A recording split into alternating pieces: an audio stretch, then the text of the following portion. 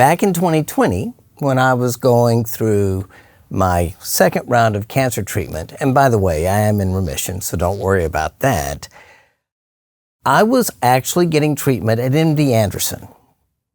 We live in Austin. And on this particular day, Steph and I had left plenty of time to leave Austin to get to MD Anderson for my early morning treatment. The only problem was, when we go out to the garage to start the car, the battery is dead. Not to be deterred, I quickly went and got my tractor. Hooked the tractor up with jumper cables to the car in hopes that it would start the car. Only problem is tractors do not generate a lot of cranking amps, and so the car wouldn't start for about 35 to 40 minutes as it slowly charged the battery on my vehicle. Which then created another problem because we now had no margin on our way to Houston. Now, with the type of treatment that I was getting, it was necessary for me to arrive with a full bladder.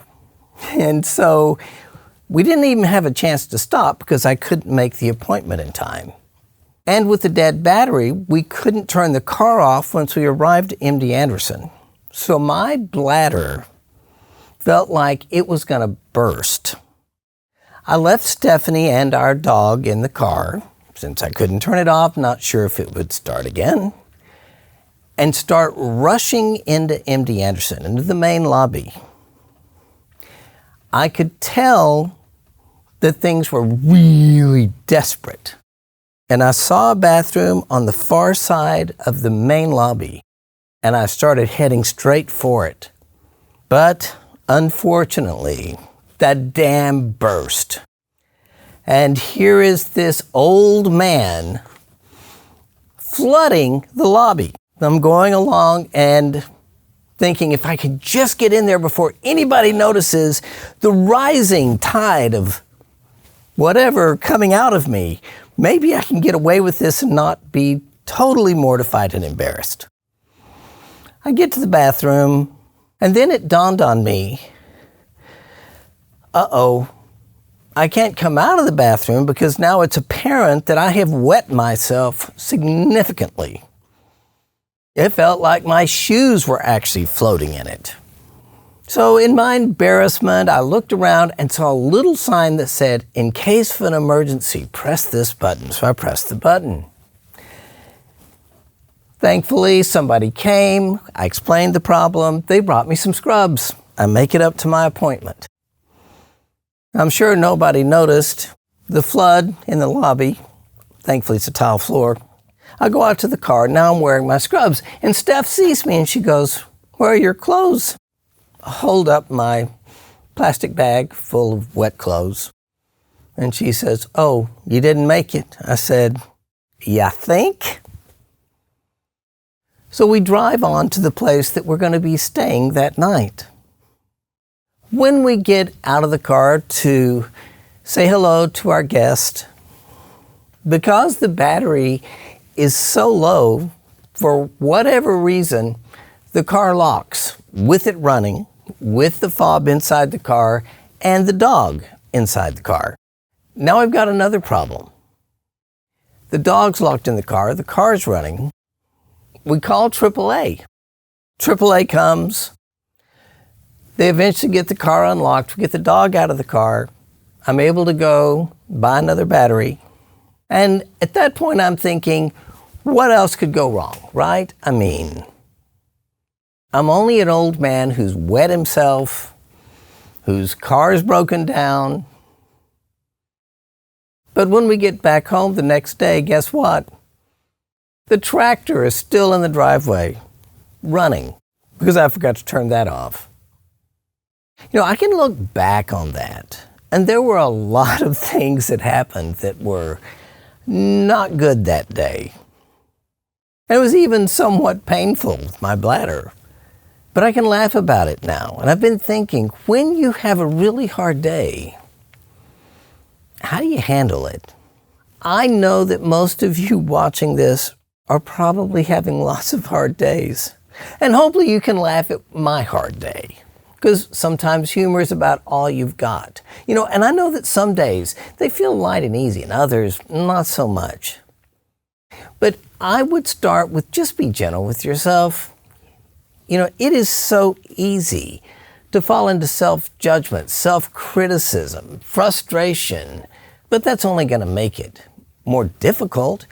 I could beat myself up for not anticipating the fact that the battery was going to be dead, or I could beat myself up for not stopping for 5 minutes at some truck stop so that I didn't wet myself in the lobby of MD Anderson. On the other hand, it was kind of humorous back in hindsight. Another tip I would make is reprioritize. Take things off your plate. For me, when I'm having a hard day, one of the things I need to do is quit doing the things that are draining me and begin to focus on the things that bring energy to me. I remember once I was having a really terrible, no good, lousy day, and I came home and I thought, I need to really take care of myself tonight. So I thought, what would bring energy to me? Because what I really needed to be doing was some paperwork, and I thought, no, that's not going to do it. So I'm going to take that off the plate.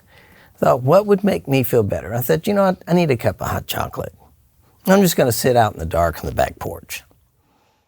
And so I gave myself permission not to do the paperwork. Steph comes up and says, hey, what are you doing? I'm going to have some hot chocolate on the back porch. Can I come with you?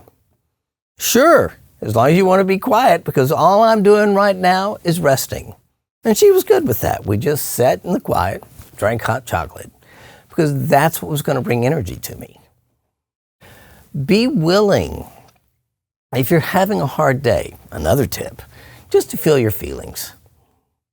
So often we want to just pretend nothing's there. We want to suppress those emotions, especially if they're unpleasant or they're really intense. But ultimately what I've learned is bottling them up, it doesn't help. Let yourself feel and let yourself cry. Here's another tip. Be willing just to take a break. Everything feels harder when you're tired. So give yourself permission to get some rest, to take a nap. It's all right to take a break and just to be quiet and to relax or read. Continuing to press yourself to make things happen on a really bad, horrible, lousy, no good day, it ain't going to help you at all. And last but not least, and this is the thing that helped me the most, on the day I wet myself at MD Anderson, let others help. The simple act of just sharing our experience can make us feel lighter.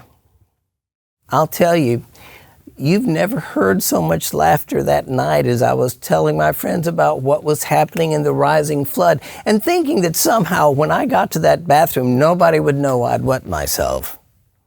When in reality, they certainly could have followed the river of water leading to the bathroom. Others want to help. So let them open up. Let others be there for you. Remember, as Rupi Kaur says, when the world comes crashing at your feet, it's okay to let others help pick up the pieces to healing.